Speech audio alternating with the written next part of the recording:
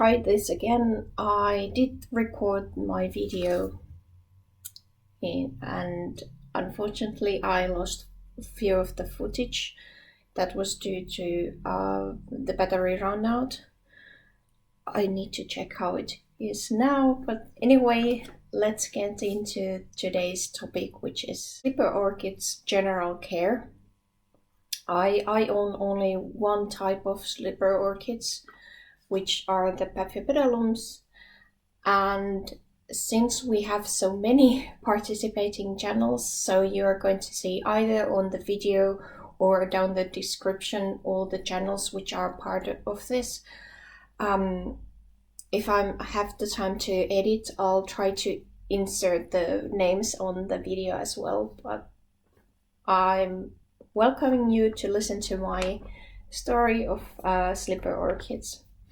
So these are currently all I have. As I mentioned, I did have Phragmipedium at one point, Hanne Popov, but I had to give it up because I didn't have a cooler space to keep it during the winter. It did manage outdoor because the evenings were so cool here in Finland, but the winters, they are brutal in this sort of environment which I have now in this apartment. So I don't have like that space where I could have a cooler. I had like a sauna which was cooler on the bottom because it was underneath the ground, so I was keeping them under there with lights on. That was hilarious, but that helped me through the winter. The thing was that I wasn't able to actually keep it indoors because it was just aborting all the time, the new growths.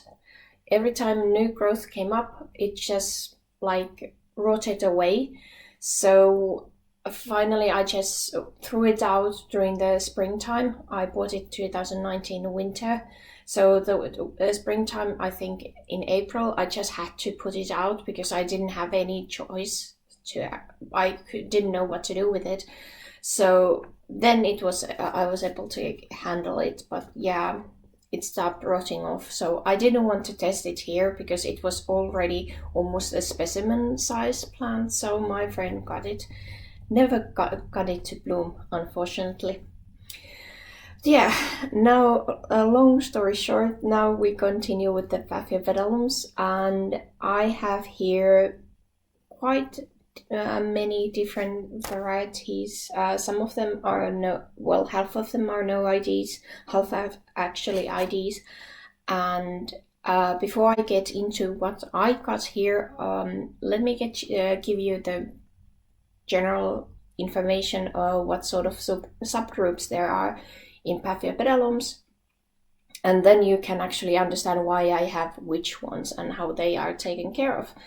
So there is Paphiopedilums, which is like insigne, I think that's the word, and then there is Sigma Petalums, which are Barbatum modie types like Paphiopedilum succulents.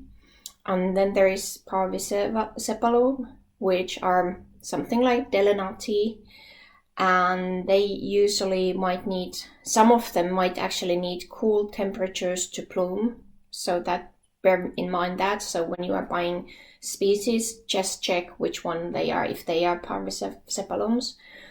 Brachypetalums, and that's Paphiopedilum bellatulum, for example, and those are my favorites when it comes to flower, which is odd because I think I might not have any of them. And then there is a multiflora polyantha, and it includes also Cocolopetalums, I think that's the way it's pronounced. So there is Primolinum glaucophylla, which actually makes the Pinocchio, which you all know. And so, well, most. No. So in insignes, which I do believe I don't have, they are East Indies to South China, so they are tolerant to temperate climates, and they can actually take a little bit of coldness and higher light. it depends on the species, so check those per species. And there is generally you find some which you might actually know. There's Spicerianum, Villosum, Ticrinum, Cruri, Ferienum, and then there is Barbatum, Modier types, and they are all over the place. So if you look at the map where most, all of the Paphiopedilums live, they're just like spread around, and they are also intermediate group. And there is the Succulents, which is in Thailand, Lawrenceanum, which is in Indonesia, south north part, and Purpuratum, and Venustum, and Callosum, for example. And then there is Parvisepalums, and they are similar to Insigne, but they cannot take that much light. So they are as well northern part of Paphiopedilum range, and it gets cold in winter. And with these ones, it depends on the plant. They might actually need the cooling effect to be induced to bloom. And there is Paphiopedilums like Armeniacum, Malipoense, Micranthum, Hangnianum, and Delenati.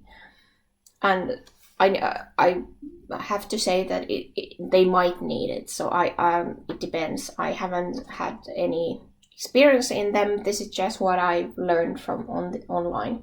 So if you have other experience, please do comment down below. It's always nice to learn new things.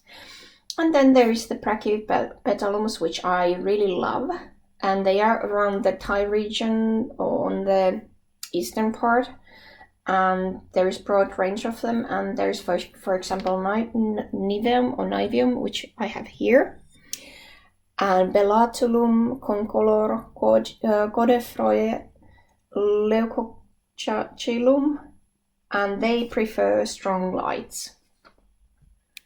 Yeah, so now that we have gone through all of these, we can actually continue with this one. This is something which I actually broke down the first spike. These are really brittle, so be careful when you're handling these. And it because of that, it grew quite soon to new growth. Otherwise, this would have flowered in January, February. But now I broke the spike, so now it's flowering now. And it made 2 fans. That was the first one which grew with me in the middle. The oldest one which I bought is there, and this has no ID. I would say that it has similar look to it as, for example, Pinocchio would have. So might have something like that behind it. I like it. It's a really dainty little, and it has like speckles inside there. So that one, and it doesn't grow that big, so you can see there's my hand. So this is really nice if you don't have so much room. That I bought from Karke, and with that came this one, which I need to actually water now. Might have put too much perlite, let's see. So this one is a no ID. I haven't seen it bloom. It came with this one, which only 1 leaf left of that fan. This is the newest fan which grew with me.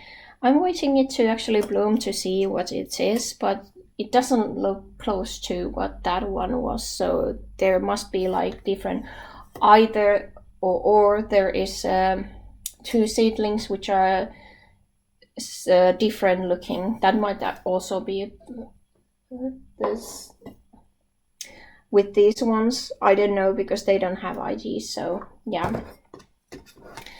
And then there is Paphiopedilum niveum. I'll show you the name because I'm not sure if you can actually understand my pronunciations. So this should be quite easy. I was recommended to buy this one in order to have some paths in my life, and this is a small one. Yeah, it grew this one with me. Came 2019 winter, when I bought those ones as well, so it's really slow. So this one is the slowest one I have. I think it was 2020 when it started growing, this one, and I was almost throwing this out because it wasn't growing at all. Well, it had roots, so I guessed like, okay, it has roots, I'll let it be. I think I put it into onto the windowsill, which was a little bit cooler for the winter at one point, and then I brought it back. Now this one, this is bought from flower shop. It doesn't have name, but my friends from the Orchid Society told me that it looks like the Perle, and it's a sequential bloomer, and this is the second bud which it's forming, and this is the first bud, and it's almost opening now. It has funny way of growing its roots. Unfortunately, I think I could show you here. So you can see all the roots are on the top of the media. It's not because it doesn't like the media, because I have all the others and they are okay with my media. But this just seems to be growing like rhizomously. Is that a word? I don't even know. Now it is. So basically it's just crawling on the surface with the roots. I don't know what to do anymore, so I have found a pot which is shallower and it's wider, so I'm going to put it in there. Maybe it's going to be happier there. But yeah, it's still growing, looking nice. And then we come to this big thing, which is, I guess, 70 centimeters apart. So this is Paphiopedilum philippinense crossed with Wilhelmina, and this one it looks really horrible, but that's because I had it had like orange rot when I got it. It came to 2020 May, and there was a cold spill while it was traveling from Sverige to me, unfortunately, and I almost lost it. I had to dunk it into, don't remember what was that material. I'll try to find the name, but it's like to disinfect it, and that actually stopped the rot. It does still get that rot every now and then on the base when there is new root coming and it's poking out of the leaf, and it's going to the base goes all orange and I have to take off the leaf. So that's why it doesn't have that many leaves. But this is the newest leaf and it's growing one leaf there. I'm not sure if it's going to ever actually bloom. I'm just happy that it's alive. We're still like trying to get to know each other, so we're just trying to survive, I would say. And then there is this one, which is angel hair, which is a little bit shorter but stubbier. So this one, and Saint Swithin crossed with Sanderianum. So this is really nice looking Paphiopedilum. I think Ed's Orchid had this one, and I really liked the blooms, so I wanted to buy it. And this one has been the best with me of these two, which are warm growing. As you can see, it has kept all its leaves after it came to me, and I think that's the last leaf. So if it's going to bloom, it's going to bloom soon, I guess. But yeah, what would I tell you? I have them in my room temperature, which is between 21 to 24 now in this apartment. It was cooler in my previous apartment. This one seems to be really warm. I have them underneath the grow lights, which are LEDs, and they are generic ones which you use for growing seedlings, for example.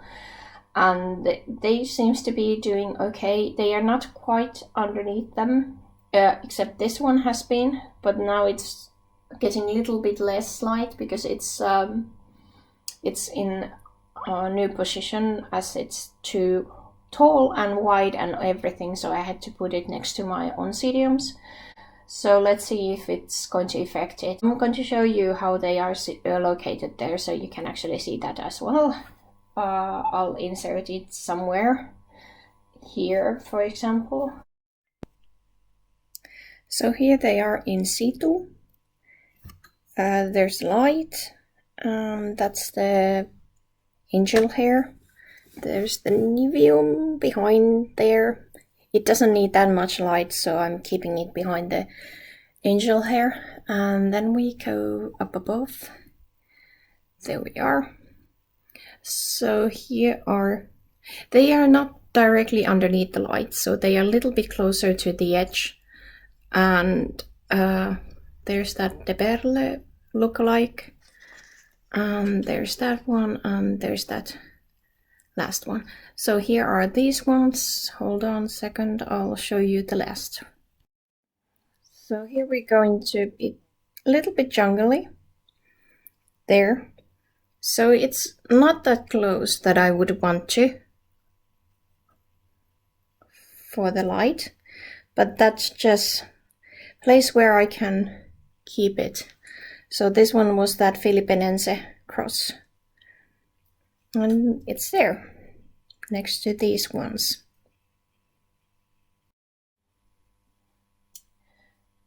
So, I water them every week, maybe twice a week if it's really hot and dry, like it's now, because of the winter. I give them 10 hours per day light, because of the winter times. I don't want to keep them higher light level because of the, well, it's already warm, so I would be watering them like during the summer, so it's not a good idea. These during summer I might get up to 200 ppm TDS fertilizer to them once per week. And during the winter time, I might ditch like 2 waterings with only pure water from my tap, which is around 80 ppm. I don't use distilled water or anything like that. We have quite soft water here. And then I think it's around 100 to 150, which I'm giving the fertilizer when I remember. And yeah, they are doing good, I think. I don't have a headache with these. These are inside during summertime as well. I don't take them out because they seem to be flowering even so. Although I'm waiting for these, if they get more fans and start to flower. If they don't start to flower after they get more fans, I'm going to try the outdoor environment for them. But these others, which are complex hybrids, they seem to be doing quite well indoor and don't require taking them outside. The thing is, in here, Finland, it's a long country, and we have kind of cool winters depending on the year.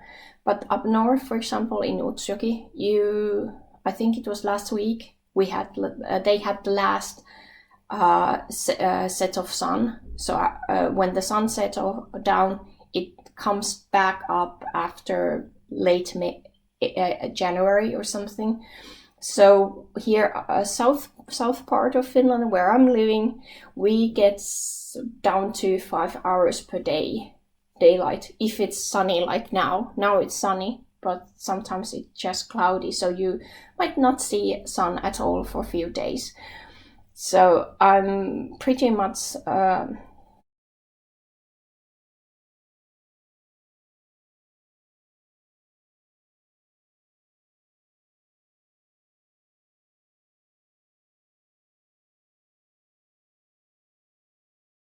just need to use the grow lights. I cannot survive without them. And the rooms are really dry, down to 20% humidity. and I need to use humidifier. Now I have broken mine, so I actually need to find a new one, but for the time being they just have to survive, so I just have to water them quite often. And what else? Yeah, I think next I'm going to add the video of me repotting this one, so you see what I'm putting in here. It might be too airy mix, but that's just, I need to adjust it at some point, but at least you see what sort of roots these ones have.